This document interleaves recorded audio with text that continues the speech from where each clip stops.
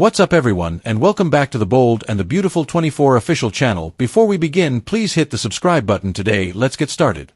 Eric destroys Taylor's heart, Luna meets Remy's lover, and the Spencers see Nozawa power. The Bold and the Beautiful events. Will suffered greatly at the Spencer estate after learning that he had slept with Luna, but Bill assured him that he was not at fault and had been exploited. Furious, Katie wanted to know Luna's location. Luna explained at Remy's that she thought they were meant to be together even if Will was unaware that he was having sex with her. Luna declared that she was committed to achieving that goal. Luna mentioned that a change of location would produce better outcomes and wanted to visit the restroom. At that moment, Deke, Remy's boyfriend, entered. Meeting Luna, whom he knew and believed to be deceased, shocked him since he couldn't believe she was in their apartment. Luna asked how Remy had been so fixated with Electra so recently after realizing that he meant he and Deke were a couple. The closet, according to Remy, is a complex area.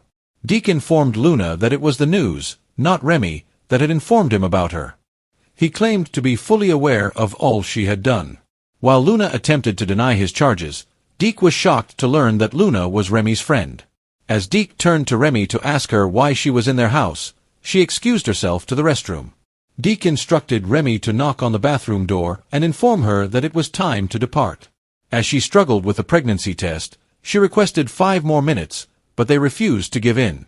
Luna glared at Deke and walked away. Lee found she wasn't there when she returned home upstairs with treats for her pet project. Will, Bill, and Katie rapped on the door and demanded answers. Lee was scolded by Bill for protecting Luna and allowing her to ruin their life once more. Katie chastised her for what she had done and how Luna had harmed their son, while he wanted to know how they even knew Luna was still alive. Unaware that Luna was the one who initially got him intoxicated, Will narrated the celebration. He claimed to have attempted sleeping it off upstairs after having a few too many drinks. Luna came in and wasn't thinking about sleeping, Bill continued angrily. Will said he didn't know who it was and believed Luna was dead when Lee sarcastically questioned why they hadn't called the police if there had been an issue that evening. Lee made fun of the fact that Will had slept with a girl wearing a mask. She said that didn't imply it was Luna. Katie stepped in to clarify that Luna wasn't present and inquired as to whether she had been under lock and key the entire time. Lee persisted until she remembered the night she vanished, saying, "Yes, basically." She moaned, "Oh no." Bill shouted that Lee had helped Luna target his son, but she retorted that he had saved Luna before she had. After a brief argument, Lee sighed, realizing that she had given up a lot for Luna, but that she had been playing her the entire time. Lee was told by Katie that she wasn't the victim. At that moment, Luna entered the room, and Bill seized her and pushed her to the middle of the space. "Is this something like meeting the parents?" Luna laughed. "My son was exploited by you." Katie growled. "What? No." Bill persisted in criticizing Luna for her actions on the night of the party despite her denials. "All right, so perhaps it wasn't the most romantic beginning, but it doesn't lessen its significance," Luna informed them. Luna was informed by Lee that she had said enough. She remarked, "Katie's right," before restating how horrible Luna was. She accused Luna of having a man obsession, but Luna denied it and said she wasn't like her mother. After everything Luna had done, Lee snarled that she had made a fool of herself. She pushed Luna against the wall while grabbing her by the throat. She told Luna she was horrible and used 2 hands to suffocate her. When Eric arrived at Taylor's guest house, she was packing. Eric reassured her that she didn't have to move out, but she questioned whether he was there to order her to leave. Eric then abruptly revealed that Ridge and Brooke were already wed. Eric's efforts had paid off, and Taylor complimented him. Like Stephanie years ago, Brooke had no one on her side and was just being supportive, Eric murmured. Taylor angrily remarked, "You take pride in being decent and honest, but you've been pressuring him to get back to Brooke behind my back." There was nothing about his pushing Ridge to be with his fate, Eric insisted. Ridge, in his opinion, belonged with Brooke. Taylor claimed that the Logans had blinded him and everyone else, but she wasn't. She claimed that the Logans were skilled at playing a guy, having done it to Ridge and Eric throughout the years. Her family has now been split apart once more as a result of it. As they talked, Taylor kept packing even though Eric told her she didn't have to. She said that she would be all right in spite of the absence of assistance. Because she has seen 2 generations of men go out of their way to help Brooke, Taylor told Eric that Brooke wasn't the one who needed his aid. "You and Ridge haven't been healthy," Taylor said. Eric insisted that the back and forth was the only unhealthy thing, but now that Ridge has made up his mind, he will be content. Taylor was positive that Ridge would not feel at ease with Brooke. Eric informed her that Brooke was the one with whom Ridge belonged and that he had only ever had 2 meaningful relationships in his life, one with Taylor. "Whoa," moaned Taylor. With that, Taylor announced she was heading out and picked up her bag. Eric bemoaned, "Oh, Taylor, please, I don't want our relationship to end this way." "Avoid acting like you're my friend," Taylor added. She left after telling Eric that she would have someone come grab the remainder of her belongings. Thomas wanted Ridge to assure him in the design office that he wouldn't break Taylor's heart before rushing to get Brooke engaged. Knowing that Thomas was unhappy, Ridge yelled at him, but he couldn't simply enter the room and put his hands on his wife. "That's my wife, yes." Ridge gestured to Brooke and told him to accept it.